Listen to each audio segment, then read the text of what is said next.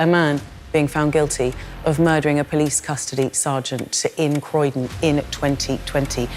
Matt Ratner was shot dead by 23-year-old Louis de Souza in the holding room at the police custody centre. I think the bravery of those two officers at that point in time is something that none of us can ever quite put ourselves in that position. I know, having spoken to them.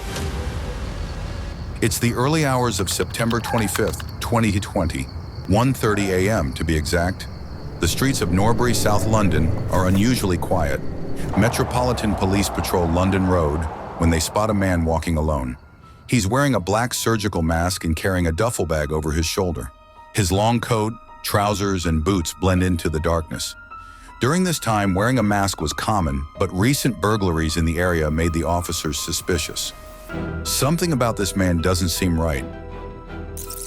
I'm going to detain you under Section 1 of the Police and Criminal Evidence Act, okay? The reason for that is there's a lot of burglaries in this area, and I've just seen you walk.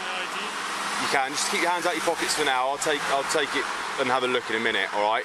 The reason is there's a lot of burglaries in this area, okay? It's 1:30 in the morning. I don't know who you are. You've probably got a totally legitimate excuse, all right? But at the moment you're walking down the road with a duffel bag, all right? Which I believe may have stuff going to equipped to do a burglary, all right? The officers decide to stop him, detaining him under Section 1 of the Police and Criminal Evidence Act. It's late, and he's carrying a large bag, which they're concerned might hold burglar tools. They ask to see his hands, keeping things cautious and tense as they search him. So I'm just going to search you. In this pocket, I've got my ID. Perfect, okay, that's fine. Don't put your hands in your pockets. Hey, hello, don't put your hands in your pockets, okay? You okay? You're just going to be searched, mate. You're not under arrest. I just need to search you. You okay? All right. Just a bit nervous, yeah? My parents, please. Okay. Are they expecting you home? Okay, that's fine. All right, that's fine. You could be 2 seconds. You could be 2 seconds. Do you want me to hold that? It's alright. You're not in trouble. You're not in trouble. So my colleagues just explained. The man, nervous and shaky, hands over his ID. The officers try to calm him down, saying he's not in serious trouble, but still needs to know why he's out so late and what's in the bag. The man's anxiety seems to grow with each question. Colleagues just explained. He was just quickly search you, see if you've got anything, and then you're going to be gone. This is all being recorded on body worn camera, okay? You're not in trouble. My colleagues just said a few of the grounds, and he was just going to quickly search you, and you're free to go. Okay. I'm entitled to a copy of the slip. Okay? I'm going to confess, okay? Yep. In that bag is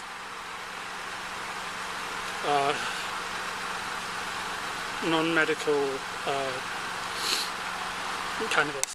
As the search continues, the man claims that he was going to his parents' home and also admits to having non-medical cannabis on him. Okay. How much have you got in there? I've got maybe 3 or so grams. Okay. All right. I'm still going to have to search you, all right? Yeah. So just pass me your phone and your mask, okay? All my concern is at the moment is if you've got anything on that's going to hurt me or you. Any needles, any razor blades, anything like that. Okay, fine. Because you just told me you've got drugs on you, I'm just going to have to put you in handcuffs while I search you. The reason... What's the matter? The officers, now more alert, put him in handcuffs for safety. They explain that people sometimes act out when scared, so they must ensure everyone stays safe. So the reason for that is people try and do silly things when we search them. They try and hurt themselves, they try and hurt police officers, Okay. all right? Can you take me into the car, please? Why? Don't resist. Listen to me very carefully. I know. Don't resist. Okay, we'll put you in the car, but put the handcuffs in first, yeah? Okay. Is it someone's watching us? Or... No, take the bag, please. Thank you. Why do you want us to sit you in the car? Just worried, please. Why? Why are you worried? Just. You think your parents might see? No. The officers' search becomes more thorough. They're now looking for anything that could be dangerous. Then they find something unexpected. Don't put your hands in your pockets. Don't do that again. Do you understand? Do you understand?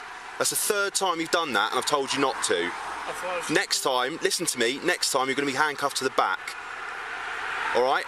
3 times I've asked you. You speak perfectly good English. Stop doing it.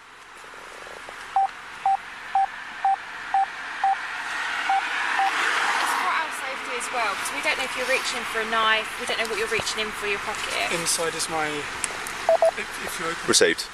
you'll see my ID, which has my address. At the moment, I've tried to do you a favour by taking you off the street. You've not told me why. I'm just saving you a little bit of embarrassment. Now you've reached into... Stop talking. You've now reached into your pockets 3 times I've told you not to, right? You've now told me you've got drugs on you when I thought you might have had some sort of tool on you to burgle someone's house. So now I'm going to search you... Okay, so I asked you earlier, I'm not too sure what the answer was. Have you got anything on you like sharp that can hurt me or you? No. No? Can you do a sign of straight up You'll see what it is. It's not real. I believe we might do some paperwork. Stop. How many canisters? Yeah. Canisters. Oh. And Right, at the moment, I'm Right. placing you under arrest. Bullets. The situation escalates quickly. This is no ordinary stop. Okay. For possession of what I believe to be bullets. All right.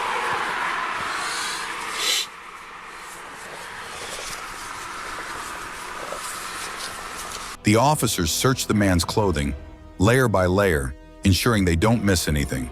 They know the stakes are high now. There could be more than bullets hidden in him. 1567.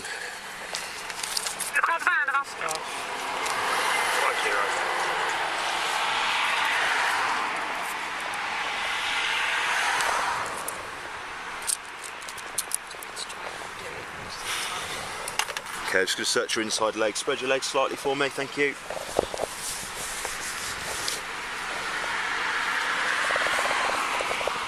Where'd you get the boots from? Yeah, all good. The handcuffs were moved from a front position to a back position, deliberately so. The officer has had greater control of him and he couldn't be using his hands to go into his pockets, and he was taken to the police station to be further searched.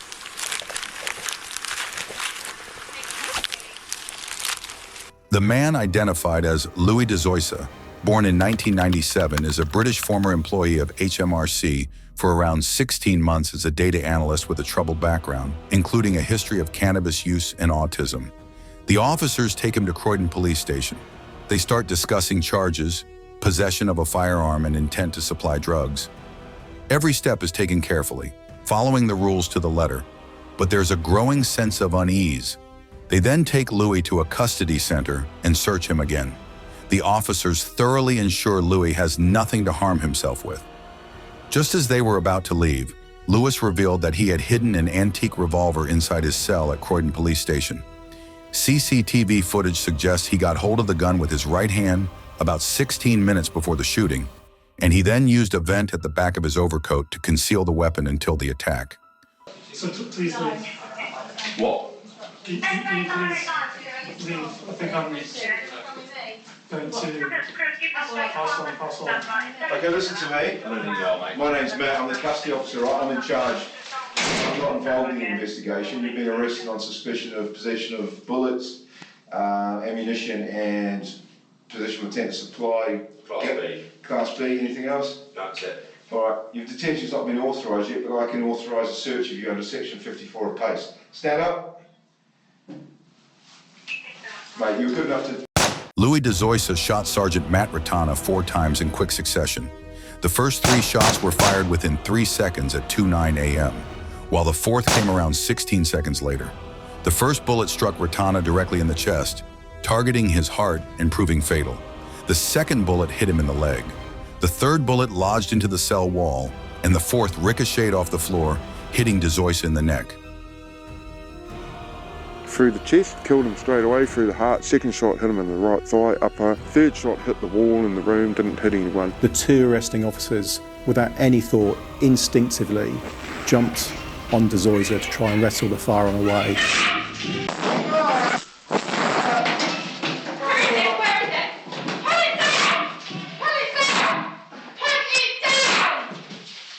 Matt, you alright? I want to take them!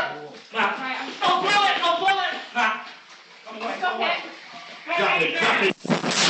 Get him on the ground! Get him on the ground! Sergeant Ratana died 2 hours later despite immediate medical effort. There's a big guy, big in stature, big in heart, friendly, capable, a lovely man. He's never coming back. Why? Tell me why. Lewis is also hit in the chaos and ends up with serious injuries, including brain damage. Louis de Zoysa had the gun, an almost foot-long antique revolver, because he feared food shortages due to the pandemic and wanted to hunt wildlife. He legally purchased the firearm from an auction website before he began working on crafting bullets for it in his garage. One may speculate that Louis de Zoysa carried the gun to cause serious injury or kill his father because his relationship with his father has been problematic. In fact, they have had serious domestic violence. Louis's father abused him and his mother, and as a result of this abuse, their interactions were very tense. But he told the psychologist that he started carrying the gun to protect himself after a drug deal had gone wrong. He said he was afraid of being robbed, and he indicated that the firearm was not to commit some violent act against his father, but for self-defense. In June 2023, he goes to trial. De Zoysa. He attended the trial session in a wheelchair and gave evidence in pre-prepared form as the brain damage had impacted his communications. He nodded when asked if he knew that Sergeant Ratana had died and said he felt sad about it. His defense argues that an autistic meltdown played a role in his actions, but the jury finds him guilty on all charges. The prosecution, the defence teams and indeed the courts, we are part of our criminal justice system to do what is appropriate to ensure that justice is done and indeed seems to be done. The decision whether Louis de Zoysa was fit to stand trial, was able to stand trial, is not a matter for the police. De Zoysa's legal team argued that he was having an autistic meltdown at the time of the shooting. They pushed for a verdict of manslaughter, but the jury convicted him of murder. Including the murder of Matt Ratana. He is sentenced to life in prison without the chance of release. The judge delivered a strong message during sentencing, emphasizing the pain and loss caused by Louis's actions, and de Zoysa was sentenced to life imprisonment. Louis de Zoysa, I sentence you to imprisonment for life. I impose a whole life order. That means you will remain in custody for the rest of your life. What have you done to make sure that this can't happen again? All our frontline vehicles now have these handheld metal detector ones. We have introduced a full body scanner, like the body scanners you see when you're at airports, in one of our custody suites in South London. Now, a body scanner and handheld metal detector ones won't find everything. They don't replace a search, but they add to a search if an officer is concerned that they think something has been hidden. Sergeant Matt Ratana, 54 years old, was 2 months to retirement. His family and colleagues are left devastated. Louis de Zoysa's name will forever be linked to this tragic night in the senseless murder of a respected police officer.